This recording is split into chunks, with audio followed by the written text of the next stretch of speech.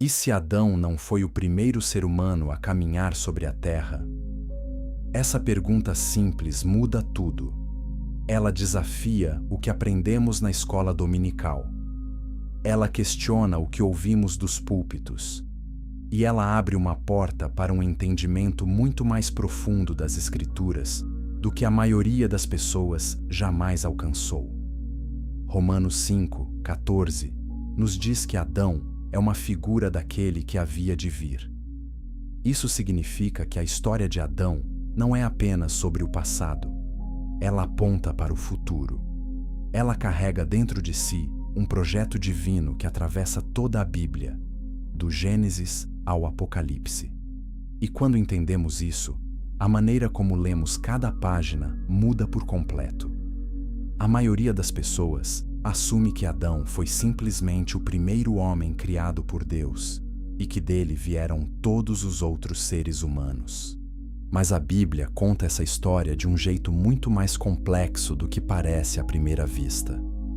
Existem pistas escondidas nos textos originais.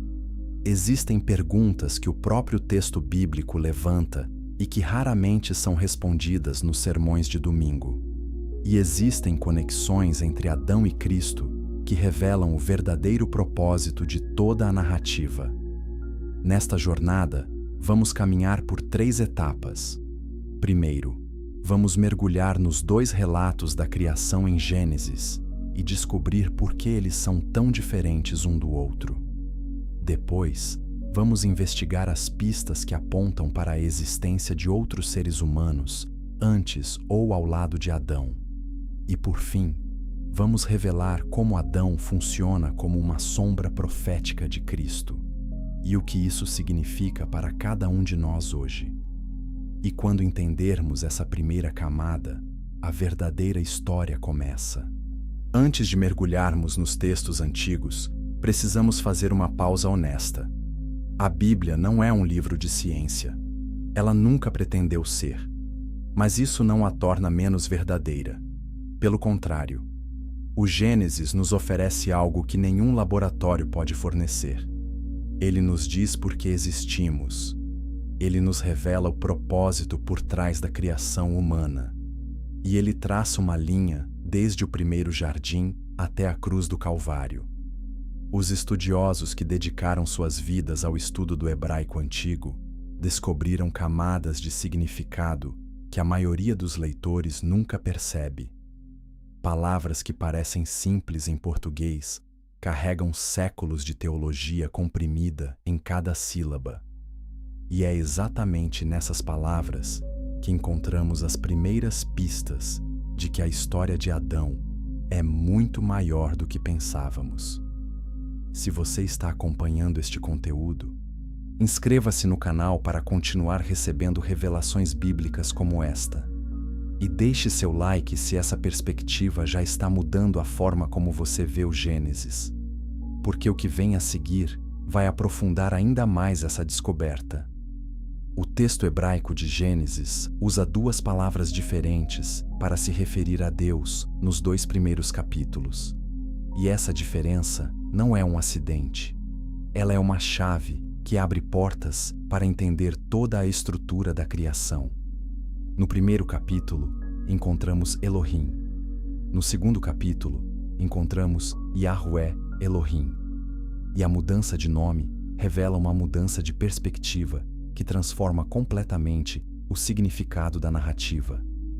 Nos idiomas modernos, nós usamos apenas uma palavra para Deus. Mas o hebraico antigo tinha vários nomes, cada um revelando uma face diferente do Criador.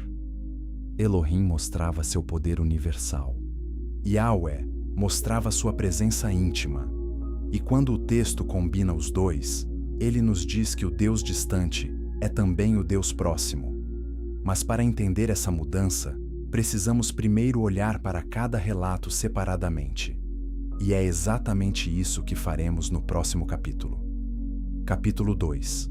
2 relatos, um único Deus Gênesis. Capítulo 1 abre com uma declaração majestosa. No princípio, Elohim criou os céus e a terra. A palavra Elohim carrega um peso imenso no hebraico.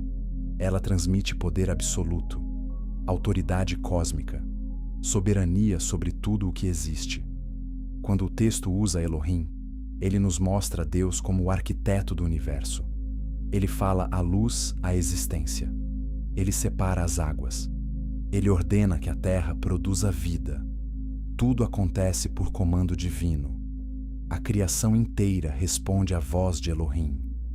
Neste primeiro relato, a humanidade aparece no sexto dia.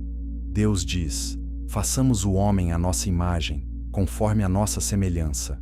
E então, o texto afirma que Elohim criou o homem à sua imagem. Homem e mulher os criou. Observe algo importante aqui. O texto não dá um nome pessoal a esse ser humano. Não há menção de Adão como indivíduo. A palavra usada é Adam, com letra minúscula no hebraico, que significa simplesmente humanidade ou ser humano. É um termo coletivo. Ele se refere à espécie humana como um todo. Agora chegamos ao segundo capítulo, e a atmosfera muda completamente. De repente, não estamos mais olhando para o cosmos inteiro. Estamos em um jardim. O tom se torna íntimo, pessoal, e o nome de Deus muda. Agora ele é Yahweh Elohim. Essa combinação é extraordinária. Yahweh é o nome pessoal de Deus. É o nome da aliança.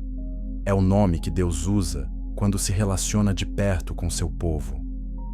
Quando o texto junta Yahweh com Elohim, ele nos diz que o mesmo Deus que criou o universo inteiro agora se inclina para formar um homem específico do pó da terra. Muitos leitores veem esses dois capítulos como uma contradição, mas os estudiosos das Escrituras entendem algo diferente. Esses dois relatos não se contradizem, eles se complementam. O primeiro nos mostra o panorama cósmico. O segundo nos mostra o detalhe íntimo. O primeiro revela o poder de Deus. O segundo revela o coração de Deus. E quando colocamos os dois lado a lado, algo extraordinário acontece. Percebemos que a criação da humanidade no capítulo 1 é uma declaração universal. Mas a formação de Adão no capítulo 2 é uma escolha pessoal. Isso muda tudo. Se Gênesis 1 fala da criação da humanidade em geral e Gênesis 2 fala da formação de um homem específico, então Adão não precisa ser o primeiro ser humano biológico. Ele pode ser o primeiro homem escolhido, o primeiro homem da aliança, o primeiro sacerdote da criação. E essa distinção abre um caminho completamente novo para entender toda a Bíblia. Se esse conteúdo está abrindo seus olhos para novas perspectivas, compartilhe com alguém que também busca entender as Escrituras de forma mais profunda. E comente abaixo o que você acha dessa diferença entre os dois relatos, porque a conversa está apenas começando. Os rabinos antigos já percebiam essa diferença entre os capítulos. Eles debatiam o significado dessas duas perspectivas durante séculos. E muitos deles chegaram à conclusão de que o Gênesis opera em múltiplas camadas de significado. Uma camada literal, uma camada simbólica e uma camada profética que aponta para eventos futuros. Adão, nessa visão, funciona em todas as três camadas ao mesmo tempo. Ele é um homem real. Ele é um símbolo da humanidade. E ele é uma profecia do Messias, que viria para restaurar tudo o que foi perdido. Mas antes de chegarmos a Cristo, precisamos entender o que Adão realmente fazia no jardim. Porque a resposta vai surpreender até os estudiosos mais experientes. Adão não era apenas um jardineiro. Ele era algo muito mais sagrado. E é isso que vamos descobrir agora. Um detalhe que merece atenção especial é o verbo hebraico yatsar, usado em Gênesis 2, 7, para descrever como Deus formou Adão. Esse verbo é o mesmo usado para descrever o trabalho de um oleiro moldando o barro com as mãos. É um ato íntimo, artesanal, cuidadoso. Enquanto no capítulo, um Deus cria por comando verbal, No capítulo 2, ele forma com as próprias mãos. E depois, faz algo que não fez com nenhuma outra criatura. Sopra nas narinas desse homem o fôlego da vida. A palavra hebraica é Neshama. Esse sopro não é simplesmente ar. É o Espírito Divino entrando na matéria. É Deus compartilhando parte de si mesmo com essa criatura de barro. Esse ato de soprar é tão pessoal, tão íntimo, que revela uma relação completamente diferente daquela descrita no primeiro capítulo. Capítulo 3. O primeiro sacerdote da criação. Quando a maioria das pessoas pensa em Adão no jardim do Éden, a imagem que vem à mente é simples. Um homem cuidando de plantas, colhendo frutas, vivendo uma vida tranquila ao ar livre. Mas o texto hebraico conta uma história completamente diferente. E quando descobrimos o verdadeiro significado das palavras originais, a figura de Adão se transforma diante dos nossos olhos. Gênesis 2, 15 diz que Deus colocou Adão no jardim para o cultivar e o guardar. Em português, essas palavras parecem simples: cultivar e guardar, trabalho de fazendeiro. Mas no hebraico, as palavras usadas são abad e chamar. E essas duas palavras aparecem juntas em apenas um outro contexto na Bíblia. Números 3, 7 a 8 usa exatamente as mesmas palavras para descrever o trabalho dos sacerdotes levitas no tabernáculo. Os levitas deviam servir e guardar o lugar santo. Adão recebia a mesma missão. Ele não era um fazendeiro. Ele era o primeiro sacerdote. Essa descoberta muda o significado do Éden por completo. Se Adão era um sacerdote, então o Éden não era apenas um jardim bonito. Era um templo, o primeiro templo da história, o lugar onde o céu tocava a terra, o ponto de encontro entre Deus e a humanidade. E Adão era o responsável por manter essa conexão sagrada. Ele mediava entre o divino e o terreno. Ele guardava a santidade daquele espaço. Ele servia na presença direta de Yahweh. Os profetas posteriores confirmam essa visão. Ezequiel 28, 13 a 14 descreve o Éden como a montanha santa de Deus. Fala de pedras preciosas, de querubins guardiões, de um lugar elevado e sagrado. Essa linguagem é a mesma usada para descrever o Templo de Jerusalém séculos depois. E isso nos diz algo poderoso. O Templo de Salomão não era uma invenção nova. Era uma tentativa de recriar o que existia no Éden. Era uma tentativa de restaurar o lugar onde Deus e os homens caminhavam juntos. Adão, como sacerdote desse primeiro templo, tinha uma responsabilidade imensa. Ele não devia apenas cuidar das árvores. Ele devia proteger o espaço sagrado contra qualquer forma de corrupção. E quando a serpente entrou no jardim, Adão falhou na sua missão mais fundamental. Ele não guardou o templo. Ele não protegeu o lugar santo. Ele não confrontou a serpente. Não levantou a voz. Não usou a autoridade que lhe fora dada. O silêncio de Adão naquele momento é ensurdecedor. E essa falha não foi apenas pessoal, foi cósmica. Ela permitiu que o caos entrasse no espaço sagrado. Ela rasgou o véu que separava o santo do profano. Ela quebrou a ponte entre o céu e a terra. E o eco dessa ruptura ressoa até hoje em cada coração humano que sente a ausência de algo que não consegue nomear. E toda a história da Bíblia, daquele ponto em diante, é a história de Deus reconstruindo essa ponte. Do tabernáculo no deserto ao templo em Jerusalém. Do ministério dos profetas à encarnação de Cristo. Cada página das Escrituras é uma tentativa de restaurar o que foi perdido naquele momento no jardim. Se você está impressionado com essa revelação, dê um like neste vídeo. E inscreva-se para não perder os próximos capítulos desta história, porque ainda estamos apenas arranhando a superfície. Pense no que isso significa. Cada tabernáculo que Israel construiu no deserto era uma sombra do Éden. Cada templo em Jerusalém era uma tentativa de voltar ao jardim. E cada sacerdote que servia diante do altar carregava, sem saber, o eco da missão original de Adão: servir e guardar, manter a conexão entre Deus e seu povo, proteger o espaço onde o sagrado habita. E agora surge uma pergunta que não pode ser ignorada. Se Adão era o primeiro sacerdote, e se a sua missão era representar a humanidade diante de Deus, isso implica que existia uma humanidade para ser representada. Um sacerdote não serve sozinho. Ele serve em nome de outros. E essa pista nos leva diretamente a um dos maiores mistérios do Gênesis: a questão de Caim e das outras pessoas. Quem eram eles? De onde vieram? E por que a Bíblia parece reconhecer a existência deles sem nunca explicar sua origem? Essa é talvez a pergunta mais silenciada da história da interpretação bíblica. Pastores evitam falar sobre ela. Professores de escola dominical mudam de assunto.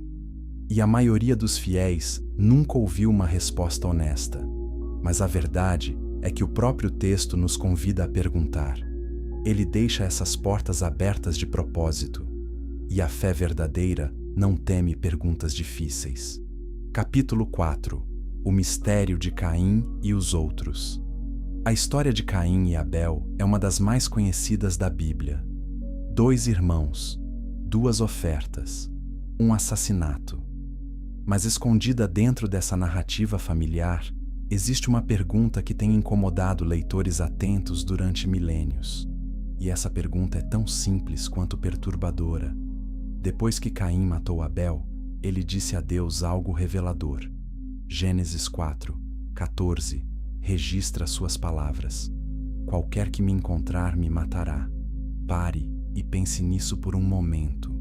Se Adão e Eva eram os únicos seres humanos na Terra, e se Abel estava morto, quem Caim temia? De quem ele estava se escondendo? A Bíblia não explica. Ela simplesmente registra o medo de Caim como algo natural. Como se fosse óbvio que existiam outras pessoas por aí. E Deus não corrige Caim. Não diz que ele está exagerando. Pelo contrário, Deus coloca uma marca em Caim para protegê-lo. Protegê-lo de quem? Esse é um dos silêncios mais eloquentes de toda a Escritura. O texto reconhece a existência de outros seres humanos sem jamais explicar de onde vieram. E isso levanta questões profundas sobre como devemos ler o Gênesis. Mas a história fica ainda mais intrigante. Gênesis 4:17 nos diz que Caim conheceu sua mulher. De onde veio essa mulher? A resposta tradicional diz que ela era uma irmã de Caim, uma filha de Adão e Eva, não mencionada pelo nome. Mas o texto nunca afirma isso diretamente.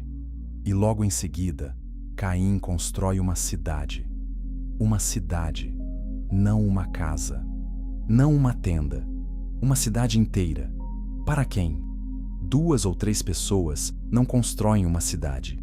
Uma cidade implica uma população, uma comunidade, um número significativo de pessoas vivendo juntas. Existe um detalhe adicional que muitos leitores não percebem. Quando Gênesis 4:17 diz que Caim construiu uma cidade, a palavra hebraica usada é ir. Essa palavra implica uma comunidade organizada com estrutura social, muros, regras, uma população suficiente para justificar a construção permanente. Mesmo que interpretemos cidade de forma modesta, ainda estamos falando de dezenas ou centenas de pessoas. E o texto não demonstra nenhuma surpresa com isso. Simplesmente registra o fato como algo natural dentro da narrativa. Esses detalhes são como janelas que o texto bíblico abre e fecha rapidamente. Elas nos permitem um vislumbre de algo maior por trás da narrativa principal. E esse algo maior aponta para a possibilidade de que o mundo fora do Éden já era habitado, que Adão e sua família não estavam sozinhos no planeta, que a história do Gênesis se concentra em uma linhagem específica, não na totalidade da raça humana. Comente abaixo o que você acha dessas pistas no texto bíblico. A sua interpretação pode ser a peça que falta neste quebra-cabeça. E compartilhe este vídeo com alguém que ama estudar a Bíblia, porque essa descoberta precisa ser discutida. Os estudiosos chamam atenção para outro detalhe fascinante. Quando Deus marca Caim, ele está protegendo-o de pessoas que aparentemente já possuem capacidade de violência e organização social. Isso sugere comunidades estabelecidas, grupos humanos com suas próprias regras e comportamentos. E nenhum desses grupos é explicado como descendente de Adão. A palavra hebraica usada para a marca de Caim é Ot. Essa mesma palavra aparece em outros contextos bíblicos significativos. Ela é usada para os sinais que Deus coloca no céu, como o arco-íris da aliança com Noé. É usada para o sinal do sangue nas portas durante a Páscoa no Egito. A marca de Caim não era necessariamente uma cicatriz ou uma mancha. Era um sinal de proteção divina. Um selo que dizia: "Este homem está sob minha autoridade." E o fato de que Deus precisou proteger Caim de outras pessoas confirma que essas pessoas existiam e representavam uma ameaça real. A tradição judaica tem diversas interpretações para essas passagens. Alguns rabinos argumentavam que Deus criou outros seres humanos além de Adão e Eva. Outros diziam que os filhos de Adão se multiplicaram rapidamente e que o texto simplesmente não menciona todos eles. Mas independentemente da interpretação, o fato permanece. O próprio texto bíblico levanta essas questões, e ignorá-las é fazer menos justiça às Escrituras, não mais. A honestidade intelectual exige que olhemos para o texto tal como ele é, com todas as suas complexidades e mistérios. Os melhores estudiosos da Bíblia, ao longo da história, não foram aqueles que evitaram as perguntas difíceis. Foram aqueles que as enfrentaram de frente, com fé e coragem. Homens como Agostinho, que se debatia com o significado literal e alegórico do Gênesis no V século, como Tomás de Aquino, que buscava reconciliar razão e revelação, e como os reformadores, e que insistiam em voltar ao texto original hebraico para descobrir o que as Escrituras realmente dizem, livre de camadas de tradição humana. E se essas pistas no texto de Caim já nos fazem pensar, espere até descobrir o que os teólogos desenvolveram a partir delas, porque existe uma teoria completa que tenta explicar todos esses mistérios de uma vez. Ela se chama teoria pré-adamita, e ela pode mudar completamente a forma como você entende o livro do Gênesis. Capítulo 5. A teoria pré-adamita. A ideia de que seres humanos existiam antes de Adão não é nova. Ela não nasceu em universidades modernas. Ela não foi inventada por céticos tentando minar a fé. Na verdade, essa teoria tem raízes que remontam a séculos de reflexão teológica séria. E quando a examinamos com cuidado, descobrimos que ela não contradiz a Bíblia. Ela pode até nos ajudar a entender melhor o que o texto realmente diz. A teoria pré-adamita propõe algo simples. Gênesis capítulo 1 descreve a criação da humanidade em geral, todos os seres humanos, a espécie inteira, feitos à imagem de Deus, abençoados para crescer e multiplicar. Mas Gênesis capítulo 2 não repete essa criação. Ele se concentra em um homem específico, Adão, e esse homem é formado de maneira diferente, pessoal, intencional, com o sopro direto de Yahweh em suas narinas. A teoria sugere que Adão não é o primeiro humano biologicamente. Ele é o primeiro homem da aliança, o primeiro escolhido para uma missão sagrada. Essa distinção resolve vários problemas que os leitores encontram no Gênesis. Ela explica quem eram as pessoas que Caim temia. Ela explica de onde veio a esposa de Caim. Ela explica como ele construiu uma cidade. E ela faz isso sem contradizer uma única palavra do texto bíblico. Pelo contrário, ela leva o texto a sério em seus próprios termos. Isaac Lapeyre foi um dos primeiros pensadores modernos a articular essa teoria formalmente no século XVII. Mas muito antes dele, pensadores judeus e cristãos já faziam perguntas semelhantes. Santo Agostinho refletiu sobre a natureza dos dias da criação. Orígenes questionou a literalidade de certas passagens do Gênesis, e os próprios rabinos do Talmude debatiam se Adão foi criado sozinho ou se outros seres existiam antes dele. Mas aqui precisamos de um alerta importante. A teoria pré-adamita foi historicamente abusada por pessoas com agendas terríveis. Alguns a usaram para tentar justificar o racismo, para afirmar que certas raças eram inferiores porque supostamente descendiam de seres pré-adamitas. Essa interpretação é completamente falsa e moralmente repugnante. Gênesis capítulo 1 é absolutamente claro. Toda a humanidade é feita à imagem de Deus, sem exceção, sem distinção. Cada ser humano carrega a marca do divino. Qualquer uso dessa teoria para diminuir o valor de qualquer pessoa é uma distorção abominável das Escrituras. O Deus que formou Adão do pó é o mesmo Deus que criou toda a humanidade à sua imagem no sexto dia. Não há hierarquia de valor entre seres humanos na visão bíblica. Todos carregam a mesma dignidade. Todos refletem o mesmo Criador. Se você concorda que toda vida humana tem valor igual diante de Deus, dê um like neste vídeo agora e inscreva-se para continuar essa jornada de descoberta bíblica. A verdadeira contribuição da teoria pré-adamita não é biológica, é teológica. Ela nos ajuda a entender que a Bíblia não está interessada em catalogar cada ser humano que já existiu. A Bíblia está interessada em contar a história da aliança. E essa história começa com Adão. Não porque ele foi o primeiro a respirar, mas porque ele foi o primeiro a receber uma missão sagrada. O primeiro a ouvir a voz de Deus de perto. O primeiro a falhar nessa missão. E o primeiro a iniciar uma linhagem que levaria, milênios depois, ao nascimento do Messias. Entender isso liberta o texto de contradições aparentes. Permite que leiamos o Gênesis como ele foi escrito.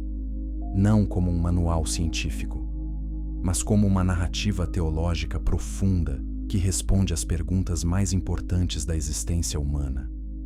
Por que estamos aqui? O que deu errado? E como Deus está consertando tudo? E essa última pergunta nos leva ao próximo capítulo. Porque Adão não é apenas o começo de uma linhagem. Ele é o começo de um padrão. Um padrão que se repete ao longo de toda a Bíblia. E quando reconhecemos esse padrão, toda a história sagrada ganha uma coerência impressionante. Capítulo 6. O padrão da eleição divina. Existe um padrão que percorre toda a Bíblia como um fio dourado. E esse padrão começa com Adão. Deus escolhe um entre muitos. Ele separa um indivíduo de um grupo maior. Ele chama essa pessoa para uma missão específica. E através dessa pessoa, ele trabalha seu plano para toda a humanidade. Adão é o primeiro exemplo desse padrão, mas ele está longe de ser o único. Depois de Adão, Deus escolhe Noé. Entre toda a humanidade corrompida, Deus seleciona um homem justo. Um homem que andava com Deus. E através de Noé, a humanidade recebe uma segunda chance. A mesma dinâmica se repete. Um escolhido entre muitos. Uma missão para o benefício de todos. Depois de Noé, vem Abraão. Gênesis 12. Registra o chamado divino. Sai da tua terra e da tua parentela. Abraão vivia em Ur dos Caldeus, uma cidade cheia de gente, uma civilização inteira ao seu redor. E Deus o chama para fora, separa-o, faz dele o pai de uma nação que abençoaria todas as outras nações. Novamente, um entre muitos, uma escolha pessoal com alcance universal. E Deus não para por aí. A promessa feita a Abraão em Gênesis 12, 3 é explícita. Em ti serão benditas todas as famílias da terra. A escolha de um é para o benefício de todos. A particularidade serve à universalidade. E esse princípio corre como um rio subterrâneo por toda a Escritura. E repare como Deus não escolheu Abraão por mérito. Abraão não era um homem perfeito. Ele mentiu. Ele duvidou. Ele cometeu erros graves. Mas Deus o escolheu assim mesmo, porque a eleição divina nunca é baseada em perfeição humana. Ela é baseada na graça soberana de Deus. E esse mesmo princípio se aplica a Adão. Deus não o escolheu porque Adão era especial por natureza. Deus o tornou especial através da escolha. E isso muda completamente a maneira como entendemos o valor humano. O padrão continua com Isaque em vez de Ismael, com Jacó em vez de Esaú, com Judá entre os 12 filhos de Israel, com Davi entre os filhos de Jessé. 1 Samuel 16:11 nos conta como Samuel foi à casa de Jessé procurando o próximo rei. Jessé apresentou 7 filhos fortes e impressionantes, e Deus rejeitou todos eles. O escolhido era o menor, o mais jovem, o que estava no campo cuidando de ovelhas. Davi, um entre muitos, escolhido não por aparência, mas por coração. Esse padrão culmina em Maria, uma jovem simples da Galileia, sem riqueza, sem status social, sem poder político. E Deus a escolhe para ser a mãe do Messias. Lucas 1:28 registra a saudação do anjo. Alegra-te, favorecida. O Senhor é contigo, uma entre muitas, escolhida para a missão mais importante da história. Compartilhe este vídeo com alguém que precisa ver esse padrão na Bíblia. E comente abaixo qual desses exemplos mais tocou o seu coração. Quando vemos Adão dentro desse padrão, tudo faz sentido. Ele não é uma anomalia. Ele é o primeiro de uma longa série. Deus sempre trabalha assim. Ele escolhe o pequeno para alcançar o grande. Ele seleciona o particular para abençoar o universal. E Adão, como o primeiro homem da aliança, inaugura esse método divino que se estenderia por toda a história sagrada. Mas essa escolha vem com responsabilidade. Ser escolhido por Deus não significa privilégio sem consequência. Significa carregar o peso de uma aliança. Significa representar outros diante do Criador. E significa que a falha tem implicações que vão muito além do indivíduo. Adão não pecou apenas por si mesmo. Ele pecou como representante, como cabeça de aliança. E as consequências desse pecado atingiram toda a humanidade que ele representava. E é exatamente isso que o apóstolo Paulo explica em Romanos. Uma passagem que conecta Adão ao destino de todos nós e que revela por que a queda de um homem afetou bilhões. Mas antes de chegarmos a Paulo, precisamos entender o que realmente aconteceu quando Adão desobedeceu. Porque a queda não foi simplesmente comer uma fruta proibida. Foi algo muito mais grave. Foi uma traição cósmica. Capítulo 7. A queda como rebelião da aliança.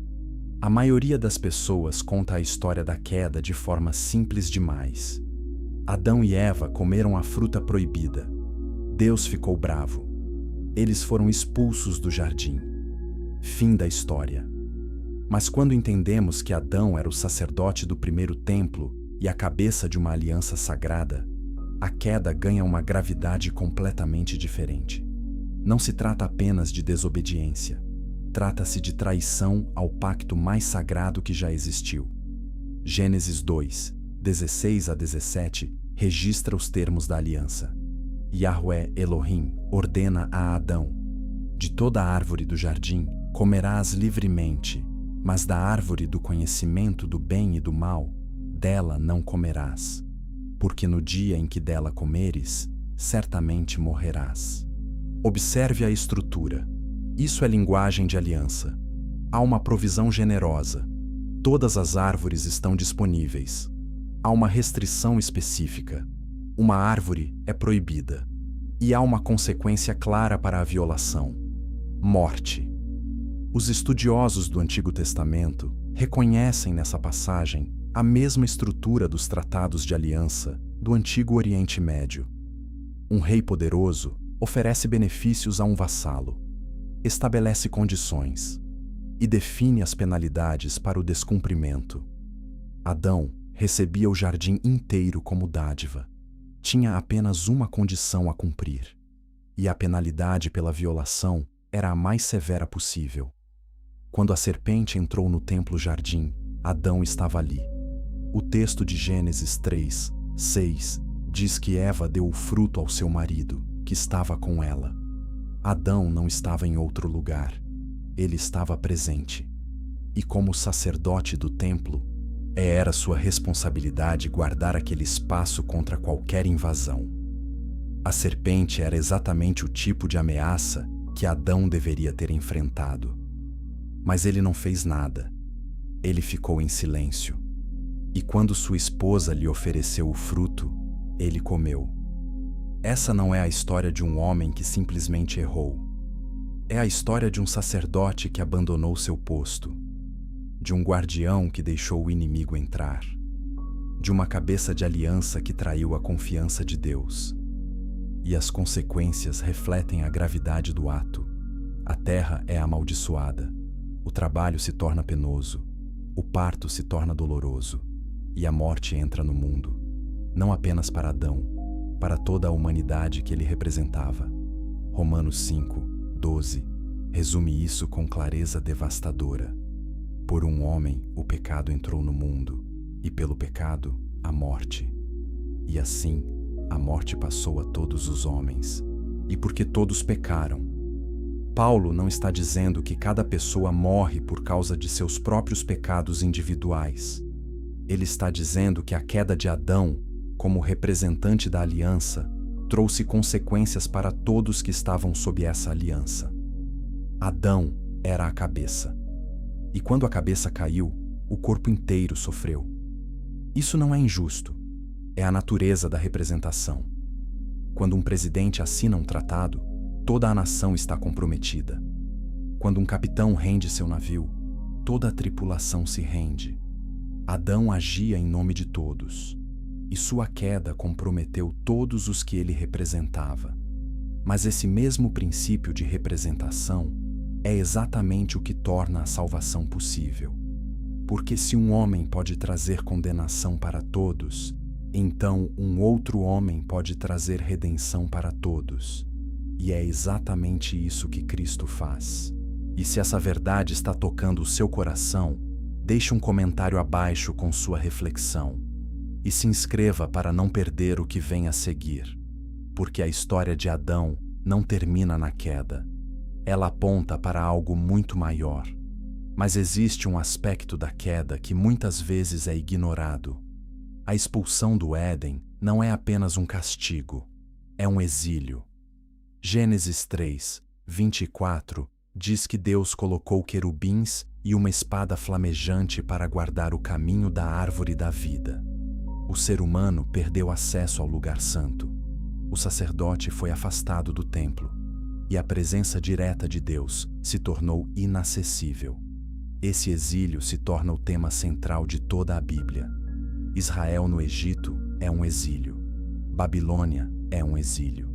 E mesmo quando o povo volta à terra prometida, o templo nunca é completamente o mesmo. A glória de Deus que encheu o tabernáculo de Moisés e o templo de Salomão nunca mais se manifesta da mesma forma. O exílio que começou no Éden continua ecoando por toda a história sagrada, e só encontrará sua resolução final em um outro jardim. Mas esse jardim fica muitos séculos no futuro. E antes de chegarmos lá, precisamos entender como Adão funciona como uma profecia viva do Messias. Capítulo 8. Adão como sombra de Cristo.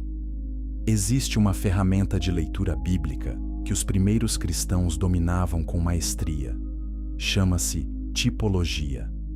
A tipologia reconhece que certos eventos, pessoas e instituições do Antigo Testamento foram projetados por Deus para apontar para realidades maiores no Novo Testamento.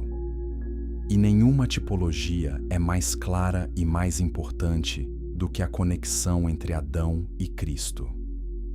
O apóstolo Paulo é direto em Romanos 5:14. Adão é a figura daquele que havia de vir.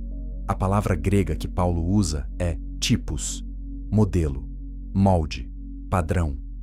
Adão não é apenas um personagem do passado. Ele é um protótipo. Sua vida, suas escolhas e até mesmo sua falha foram desenhadas por Deus para preparar o cenário para Cristo.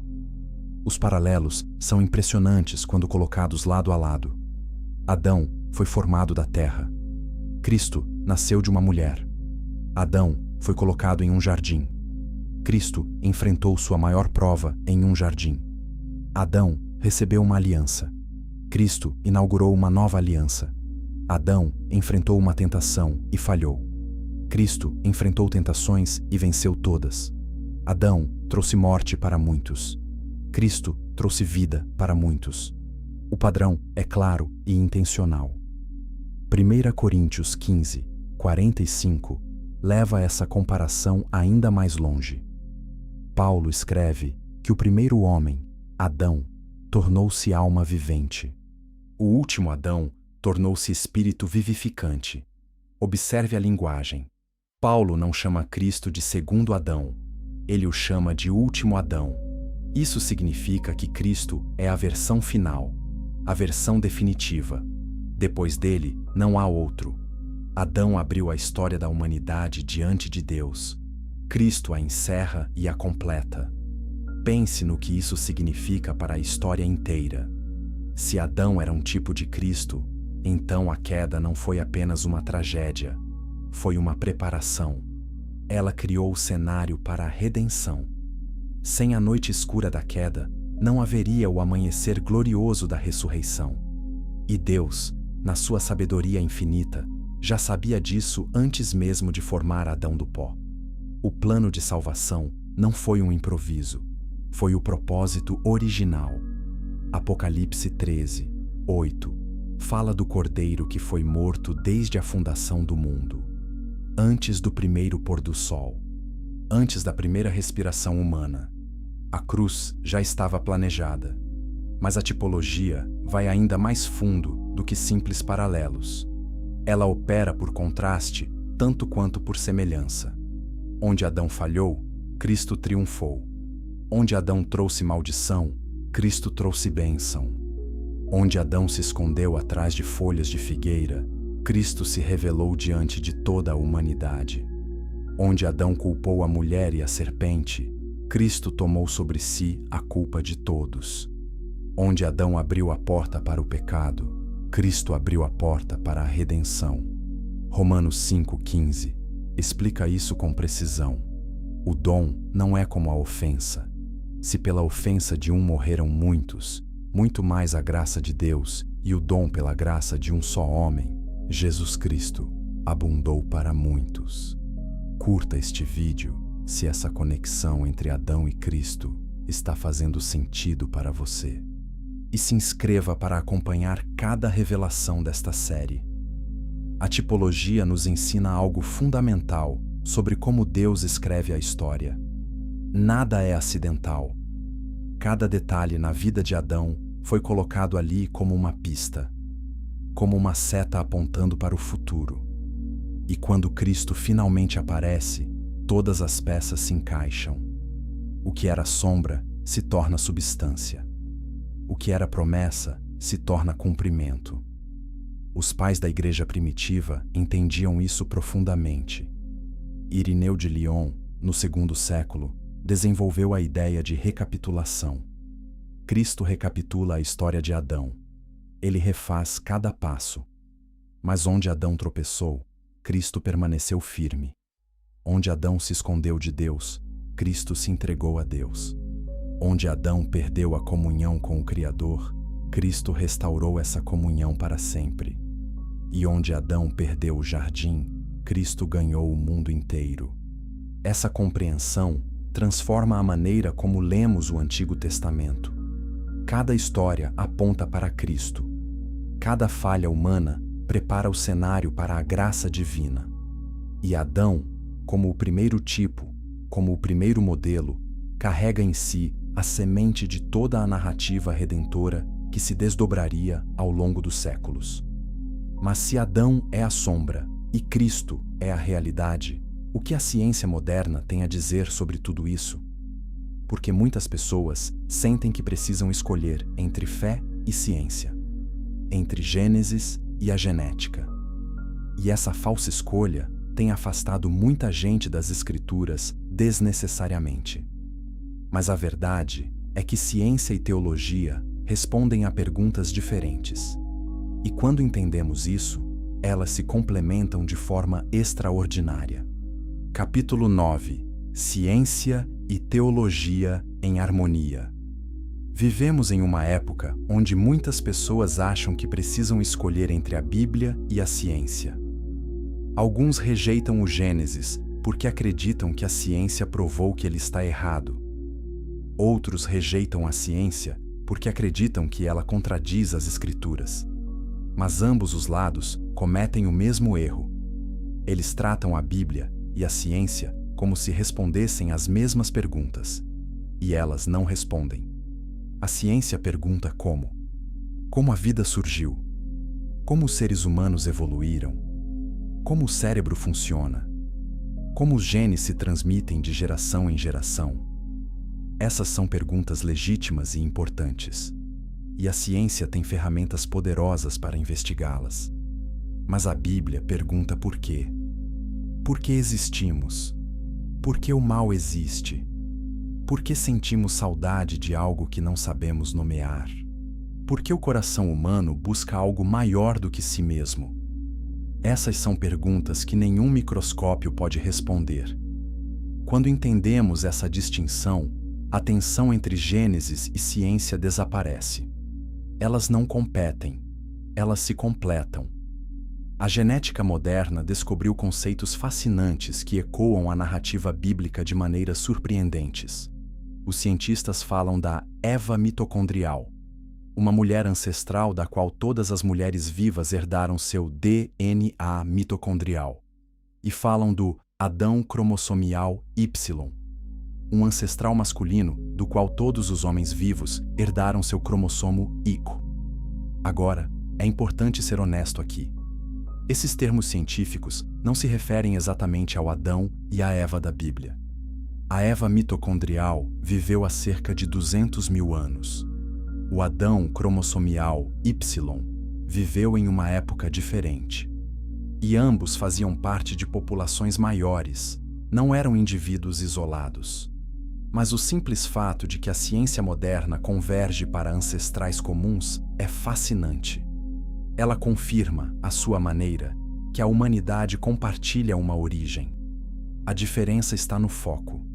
A ciência traça a ancestralidade biológica. A Bíblia traça a ancestralidade da aliança. São duas histórias paralelas que nunca se contradizem, porque respondem a perguntas completamente diferentes. A ciência pode nos dizer quando e onde os primeiros seres humanos surgiram. Mas ela não pode nos dizer por que eles foram criados. Ela pode mapear o código genético, mas não pode explicar por que o coração humano busca significado. Ela pode datar ossos e fósseis, mas não pode responder por que sentimos que algo está fundamentalmente errado com o mundo. A ciência nos diz como os corpos humanos se desenvolveram ao longo do tempo. A Bíblia nos diz como a relação entre Deus e a humanidade se desenvolveu ao longo do tempo. E as duas histórias podem coexistir perfeitamente. Se você acha que ciência e fé podem caminhar juntas, dê um like e compartilhe este vídeo. Mais pessoas precisam ouvir essa perspectiva equilibrada. Adão, na perspectiva teológica, não precisa ser o primeiro humano biológico para ser significativo. Sua importância não está nos seus genes, está na sua aliança. Ele é significativo porque Deus o escolheu, porque Deus soprou nele o fôlego da vida de maneira pessoal, porque Deus o colocou em um jardim sagrado e lhe deu uma missão. A biologia nos diz de onde vem o corpo, a teologia nos diz de onde vem o propósito. Alguns dos maiores cientistas da história eram pessoas profundamente religiosas. Gregor Mendel, o pai da genética, era um monge. Georges Lemaitre, que propôs a teoria do Big Bang, era um padre católico. Francis Collins, que liderou o projeto Genoma Humano, é um cristão devoto. Essas pessoas não viam contradição entre sua fé e sua ciência. Elas viam harmonia. E nós podemos ver o mesmo. O Gênesis não foi escrito para competir com a biologia evolutiva. Ele foi escrito para revelar o coração de Deus, para mostrar que a humanidade não é um acidente cósmico, para declarar que cada pessoa carrega a imagem do Criador e para iniciar a história da redenção que culminaria na cruz. Pensem como isso funciona na prática. Um médico pode explicar em detalhes como um bebê se desenvolve no útero. Cada fase, cada célula, cada batimento cardíaco. Mas quando uma mãe segura seu filho recém-nascido nos braços, ela sabe algo que nenhum livro de medicina ensina. Ela sabe que aquela vida tem propósito, que aquele ser é amado, que aquela existência tem significado além da biologia. A ciência explica o processo. A fé revela o propósito. E ambas são verdadeiras ao mesmo tempo. Não precisamos escolher entre uma e outra. Podemos abraçar as duas. E quando o fazemos, nossa compreensão tanto da ciência quanto da fé se torna mais rica e mais profunda.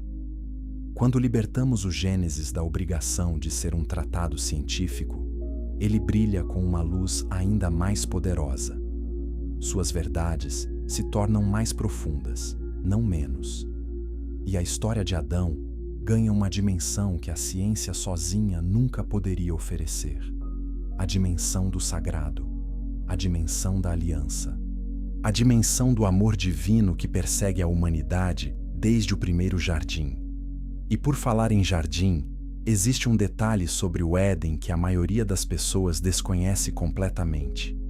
O Éden não era apenas o cenário onde a história aconteceu. Ele era parte da mensagem. Sua estrutura, sua geografia e seu simbolismo revelam verdades que conectam o início da Bíblia ao seu final de maneiras extraordinárias. E quando entendemos o Éden como templo, toda a narrativa bíblica ganha uma coerência que tira o fôlego. Os arqueólogos encontraram templos sumerianos e babilônicos que eram cercados por jardins sagrados. Esses templos tinham árvores plantadas ao redor, fontes de água corrente, e eram vistos como pontos de conexão entre o mundo dos deuses e o mundo dos homens. O Gênesis parece dialogar com essa tradição cultural, mas eleva o conceito a um nível completamente diferente. No Gênesis, não são os homens que constroem um templo para Deus. É Deus que constrói um templo para os homens. E essa inversão muda absolutamente tudo. Capítulo 10. O Éden como o primeiro templo e o fio da restauração. O Éden é muito mais do que um jardim bonito com árvores frutíferas e rios cristalinos.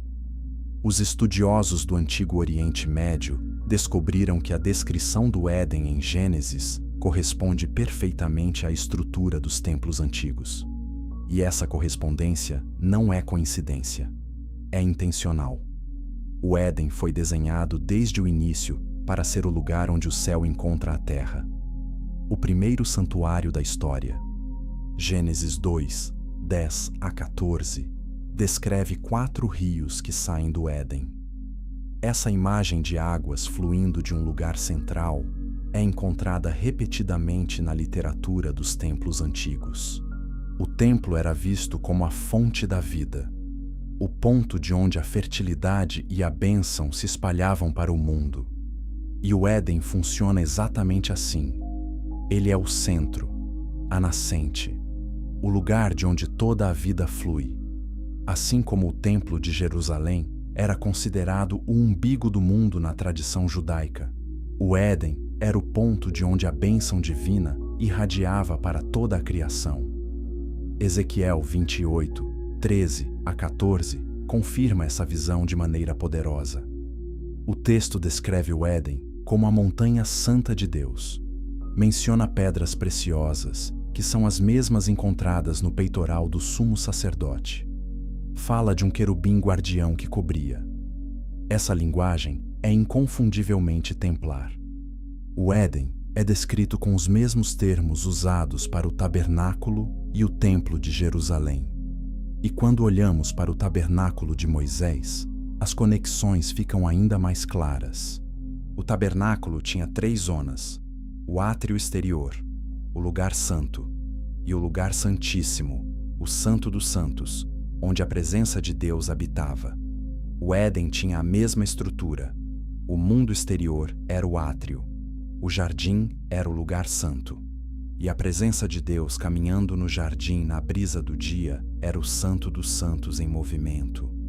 Os querubins que guardavam o caminho da árvore da vida depois da expulsão de Adão são os mesmos querubins bordados nas cortinas do tabernáculo. São os mesmos querubins esculpidos sobre a Arca da Aliança no Santo dos Santos. A mensagem é clara. O tabernáculo e o templo eram tentativas de reconstruir o que existia no Éden, de restaurar o espaço sagrado onde Deus e a humanidade podiam se encontrar face a face. Se essa conexão entre o Éden e o templo está abrindo seus olhos, inscreva-se agora, porque o próximo capítulo vai conectar tudo isso ao momento mais importante da história. Existe um padrão que percorre toda a Bíblia como uma batida de coração. Templo perdido, templo restaurado, templo perdido, templo restaurado. O Éden é o primeiro templo e é perdido na queda. O tabernáculo no deserto é uma restauração parcial.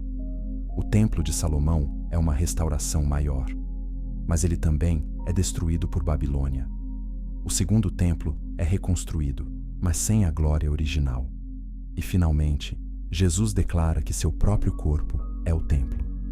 João 2, 19 registra suas palavras: destruí este templo e em 3 dias o levantarei. Essa declaração é revolucionária. Jesus não está apenas fazendo uma metáfora. Ele está dizendo que a presença de Deus, que habitou no Éden, no tabernáculo e no templo, agora habita nele. O espaço sagrado não é mais um lugar, é uma pessoa. E através dessa pessoa, o acesso a Deus que foi perdido no Éden é finalmente restaurado. Esse é o clímax de toda a história do templo.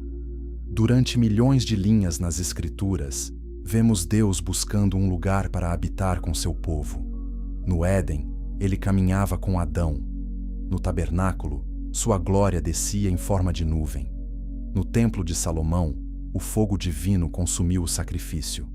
Mas em Cristo, a presença de Deus se torna portátil, móvel, acessível em qualquer lugar, a qualquer momento. O templo não é mais um edifício, é uma pessoa. E depois da ressurreição, essa presença se multiplica. E Paulo leva isso ainda mais longe. Em 1 Coríntios 3, 16, ele escreve aos crentes: não sabeis que sois templo de Deus e que o Espírito de Deus habita em vós? Agora, cada pessoa que confia em Cristo se torna um templo. A presença que habitava no Éden agora habita no coração humano. O que começou em um jardim no início dos tempos encontra seu cumprimento em cada vida transformada pela graça. A história da Bíblia inteira pode ser resumida em uma frase: Deus perdeu seu templo e passou toda a história trabalhando para reconstruí-lo. Não um templo de pedras, um templo de pessoas. E essa reconstrução começou com a promessa feita a Adão depois da queda e se completou no sacrifício de Cristo. Mas o momento mais dramático dessa história acontece em um lugar específico, em uma noite específica, quando todas as linhas narrativas da Bíblia convergem em um único ponto. E esse ponto está em um jardim. Não o jardim do Éden, outro jardim. Um que fica nos arredores de Jerusalém. E o que acontece ali muda absolutamente tudo. Capítulo 11. O Jardim do Getsêmani e a escolha final. Toda a Bíblia se move em direção a uma noite. Uma única noite que concentra em si o peso de toda a história humana. A noite em que Jesus entrou no Jardim do Getsêmani. E quando colocamos essa noite ao lado da história do Éden, os paralelos são tão perfeitos que não podem ser acidentais. Eles foram planejados desde o princípio dos tempos. No Éden, o primeiro Adão estava em um jardim perfeito. No Getsêmani, o último Adão estava em um jardim escuro. No Éden, Adão enfrentou uma escolha: obedecer a Deus ou seguir seu próprio desejo.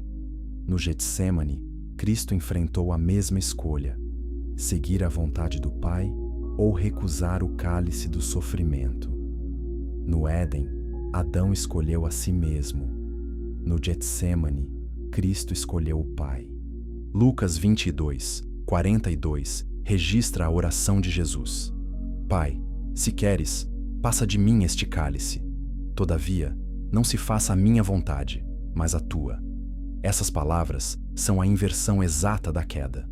Onde Adão disse sim ao seu próprio desejo, Cristo disse sim à vontade de Deus. Onde Adão estendeu a mão para tomar o que era proibido, Cristo estendeu as mãos para receber o que era doloroso. O ato de Adão trouxe morte para todos.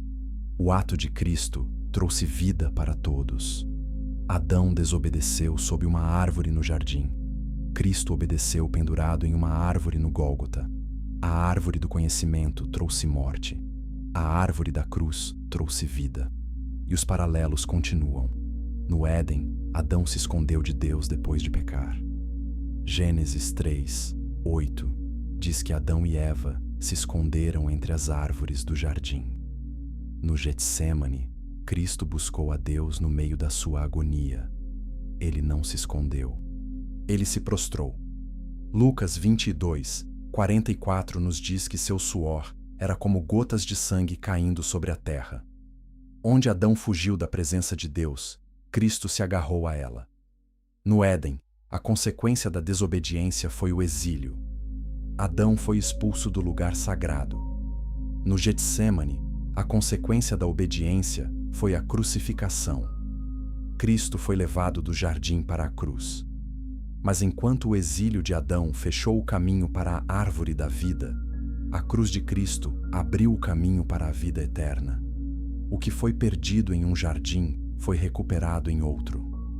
Compartilhe este vídeo com alguém que precisa entender a profundidade dessa conexão. E comente abaixo como essa história está tocando o seu coração. E aqui chegamos ao centro de tudo. A mensagem que pulsa no coração de toda esta jornada que fizemos juntos. A história de Adão não é apenas uma história antiga sobre um homem em um jardim. É a história de cada ser humano que já viveu. Adão representa todos nós. Suas escolhas ecoam nas nossas escolhas. Sua queda reflete as nossas quedas. E a redenção oferecida a ele é a mesma redenção oferecida a nós. Cada pessoa que vive hoje enfrenta a mesma decisão fundamental que Adão enfrentou: confiar em Deus ou confiar em si mesmo, obedecer à voz do Criador ou seguir a voz da serpente, permanecer no jardim sagrado ou caminhar para o exílio. E assim como Adão, as consequências das nossas escolhas não afetam apenas a nós. Elas afetam todos ao nosso redor, nossas famílias, nossas comunidades. as gerações que virão depois de nós. Mas a boa notícia, a melhor notícia de toda a história, é que ninguém precisa ficar preso na história de Adão. Cristo, o último Adão, já fez o caminho de volta. Ele já reabriu as portas do jardim. Ele já restaurou o acesso à árvore da vida. E ele estende esse convite a cada pessoa disposta a recebê-lo. Romanos 5:17 resume tudo com uma clareza que tira o fôlego. Se pela ofensa de um só reinou a morte, muito mais os que recebem a abundância da graça e do dom da justiça reinarão em vida por um só, Jesus Cristo. A morte reinou por causa de Adão, mas a vida reina por causa de Cristo. E essa vida está disponível agora, neste momento, para qualquer pessoa que escolha recebê-la. Não importa o que você fez ontem, não importa quantas vezes você caiu, não importa quão longe você se sente do jardim original. A graça de Cristo alcança mais fundo do que o pecado de Adão jamais conseguiu chegar. E essa é a notícia mais poderosa que qualquer ouvido humano pode receber. A pergunta que fica não é sobre arqueologia, não é sobre genética, não é sobre quantos seres humanos existiam antes de Adão. A pergunta que realmente importa é pessoal. Em qual Adão você está vivendo? No primeiro Adão, marcado pela queda, pelo exílio e pela separação de Deus?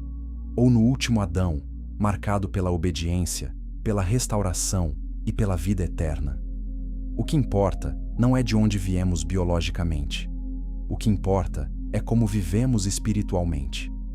A lição da história de Adão é sobre fidelidade, sobre confiança, sobre a escolha diária de caminhar com Deus ou caminhar sozinho. E Cristo já provou que é possível fazer essa caminhada até o fim. Ele já percorreu o caminho. Ele já venceu a tentação. Ele já derrotou a morte. E agora, ele nos convida a segui-lo. Esta é a história mais antiga do mundo. E, ao mesmo tempo, é a história mais atual. Porque enquanto houver seres humanos fazendo escolhas, a história de Adão continuará sendo contada.